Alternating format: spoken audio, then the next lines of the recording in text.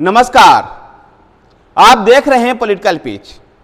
Political pitch पे चर्चा करते हैं दिल्ली सेवा अधिनियम से जुड़े हुए जो विधेयक संसद में आया था उसकी। संसद में बहस के दौरान कई सदस्यों ने नैतिकता, संवैधानिकता का प्रश्न उठाया था। आम आदमी पार्टी के एकमात्र लोकसभा सांसद रिंकू ने भी यह बात कहा था कि दिल्ली ऑर्डिनेंस के माध्यम से जिस प्रकार से दिल्ली में अध्यादेश लाया गया, उससे केंद्र और राज्य का जो संबंध है वो खत्म हो गया है। केंद्र राज्य संबंधों की जो बारीकी स्थिति थी, संघीय जो भारत का संघीय ढांचा था, इस अध्यादेश के माध्यम से संघीय ढांचा टूट गया है। तो दूसरी तरफ जेडीयू के राष्ट्रीय अध्यक्ष ललन सिंह लोकसभा में बोलते हुए कह रहे थे कि सरकार को नैतिकता का भी ध्यान रखना चाहिए, राजनीति में शुचिता होनी चाहिए, नैतिकता होनी चाहिए। और जिस प्रकार से दिल्ली में अध्यादेश लाया गया, ये नैतिक रूप से कहीं भी सही नहीं था, बल्कि एक दल विशेष के विरोध काम किया गया।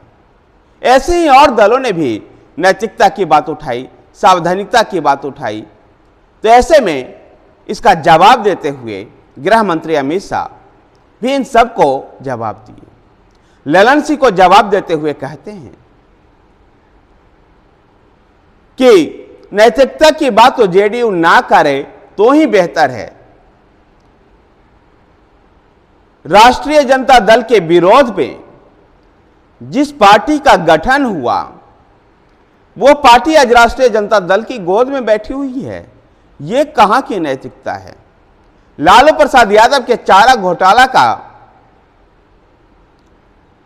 घोटाला के खिलाफ लड़ने के लिए आपकी पार्टी जनता दल यूनाइटेड का गठन हुआ। वो आज पार्टी चारा घोटाला में सजा याफ्ता लालू प्रसाद यादव की पार्टी राष्ट्रीय जनता दल के साथ सरकार बनाती है। तो नैतिकता की बात तो आपके मुंह से अच्छी लगती नहीं है।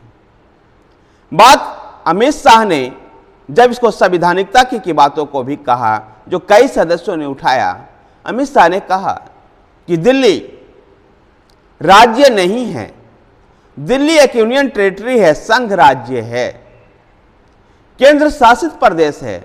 चाहे वो दिल्ली हो या चंडीगढ़ हो या फिर पांडिचेरी हो, किसी भी केंद्र शासित प्रदेश के लिए कानून बनाने का काम केंद्र के पास है। केंद्र की संसद, जो भारत की संसद है, भारत की संसद इन यूनियन टेरिटरी के लिए कानून बना सकती है। और ऐसे में संघीय ढांचे का सवाल भी नहीं है।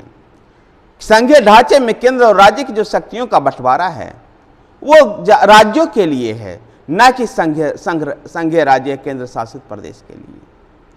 दिल्ली में एक लेजिस्लेटिव असेंबली दी गई, लेकिन इसका मतलब यह नहीं था कि अन्य राज्यों के भांति दिल्ली का लेजिस्लेटिव असेंबली या दिल्ली की सरकार काम करे। दिल्ली का जो स्पेशल प्रावधान था, उसके मद्देनजर दिल्ली में देश की कैपिटल है। देश की कैपिटल होने के नाते राष्ट्रीय अंतर्राष्ट्रीय मीडिया का यहां नजर रहती है। और ऐसे में दिल्ली को संवारने और सजाने का काम केंद्र सरकार के पास भी है। इसलिए दिल्ली ऑर्डिनेंस के माध्यम से किसी भी प्रकार से संविधान का उल्लंघन नहीं हुआ है। और उच्चतम न्यायालय भी इस बात को स्वीकार करता है कि संसद को यह अधिकार प्राप्त है। और ऑर्डिनेंस इसलिए लाया गया क्योंकि उस समय संसद नहीं चल रही थी। जहां तक सवाल है जल्दबाजी का कि उच्चतम न्यायालय के फैसले के बाद क्यों लाया गया, तो बता देना चाहते हैं कि दिल्ली सरकार का एकमात्र उद्देश्य था विजिलेंस पे कंट्रोल। और विजिलेंस पे कंट्रोल करके जो दिल्ली सरकार ने जो घोटाले किए, जो शीश महल बनाने में जो घोटाला किया गया, दिल्ली का जो शराब घोटाला था उसको बचाना, और इसलिए ये ऑर्डिनेंस को लाने में जल्दी की गई। और दिल्ली सरकार को दिल्ली के ट्रांसफर और पोस्टिंग से कोई मतलब नहीं है, बल्कि मतलब तो केवल यह है विजिलेंस को अपने कंट्रोल में करने की। अमित शाह ने कहा कि पहले भी सरकारें अलग अलग पार्टियों की रही है। जब पहली बार दिल्ली में हमने सरकार बनाई थी तो केंद्र में कांग्रेस की सरकार थी, कभी ऐसा अनबन नहीं हुआ। कभी केंद्र में बीजेपी की भी सरकार रही और दिल्ली में कांग्रेस की सरकार रही, लेकिन ऐसा अनबन नहीं हुआ और ऐसा सवाल कभी नहीं उत्पन्न हुआ।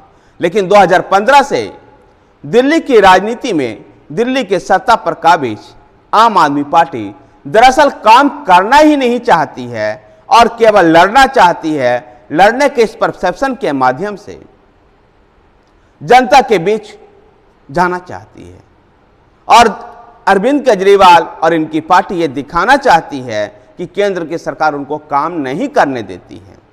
और इसलिए इस विधेयक का ये लोग विरोध कर रहे हैं, ट्रांसफर पोस्टिंग का अधिकार चाहते हैं, केवल अपने काले कारनामों को छिपाने के लिए। धन्यवाद साथियों। अगर आपको वीडियो पसंद आया तो वीडियो को लाइक कीजिए, शेयर कीजिए। हमारे साथ बने रहने के लिए हमारे चैनल पॉलिटिकल पिच को सब्सक्राइब कीजिए। धन्यवाद।